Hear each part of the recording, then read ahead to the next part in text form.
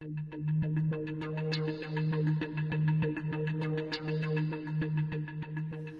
2026 mendatang, anggaran pendidikan dialokasikan Rp757,8 triliun di Rancangan Undang-Undang Pendapatan dan Belanja Negara. Nilai anggaran pendidikan ini naik dibandingkan tahun 2025 yang sebesar Rp724,7 triliun. Nah, dari total anggaran pendidikan itu, 44,2%-nya atau Rp335 triliun disiapkan untuk makan bergizi gratis. Kalau begini namanya MBG menyantap anggaran pendidikan. Terkait hal ini, Wakil Rakyat membiarkan, tapi sebagian pengamat pendidikan kontra. Kita bahas ya. Fraksi-fraksi di DPR setuju-setuju saja jika MBG mengambil porsi anggaran pendidikan sebanyak 44,2%. Hal ini diungkap dalam rapat paripurna kedua DPR masa persidangan pertama tahun sidang 2025-2026 di Jakarta, Selasa 19 Agustus 2025. Andi Muzakir Akil dari fraksi Partai Demokrat menyebut bahwa MBG ini penting untuk meningkatkan kualitas SDM, namun tidak boleh mengurangi mutu secara keseluruhan. Adapun Amin dari fraksi Partai Keadilan Sejahtera menilai MBG sebagai langkah strategis. Targetnya enggak cuma memenuhi MBG tapi juga memberdayakan UMKM serta menggerakkan ekonomi lokal. Sementara Danang WS dari fraksi Partai Gerindra mengapresiasi dan mendukung pendidikan bermutu karena alokasi 20% anggaran pendidikan merupakan salah satu anggaran terbesar sepanjang sejarah. Kalau Wakil Rakyat setuju-setuju saja dengan MBG yang menyantap 44,2% anggaran pendidikan. Beda halnya dengan beberapa pengamat pendidikan yang menyebut hal ini ironi dan salah sasaran.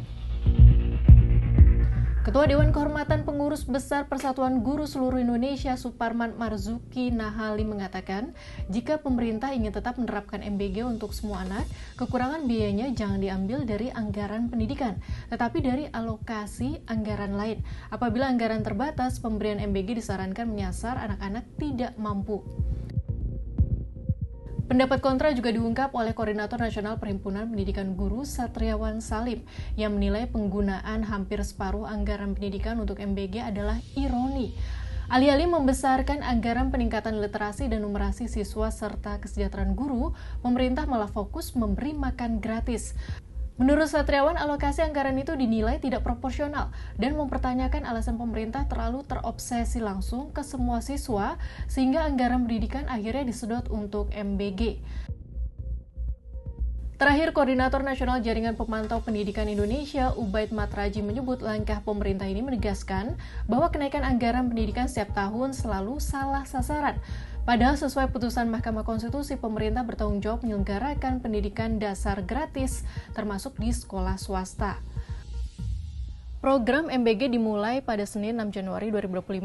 Penerima manfaat terdiri dari anak sekolah, anak berusia di bawah 5 tahun, ibu hamil, dan ibu menyusui sesuai Peraturan Presiden Nomor 83 Tahun 2024. Pemerintah menganggarkan Rp71 triliun dari APBN 2025 dan menargetkan menuntaskan 40% dari target 82 juta penerima manfaat pada tahun pertama pelaksanaan program itu. Targetnya hingga 2029 program ini mencapai 82,9 juta penerima. Ada 3 skema pengelolaan makan bergizi gratis yang disusun Badan Gizi Nasional. Pertama, BGN menyiapkan dapurnya. Kedua, BGN bekerjasama dengan lembaga negara lain, misalnya Kodim, Polres, pemerintah daerah, serta badan usaha milik negara. Ketiga, BGN bermitra dengan swasta. Di lapangan, sesuai catatan Kompas, pelaksanaan MBG tidak selalu mulus. Beberapa kali kasus keracunan paket MBG terjadi dan menimpa ribuan siswa. Sahabat Kompas, bagaimana opini kamu terkait MBG yang menyantap 44,2% anggaran pendidikan 2026 ini?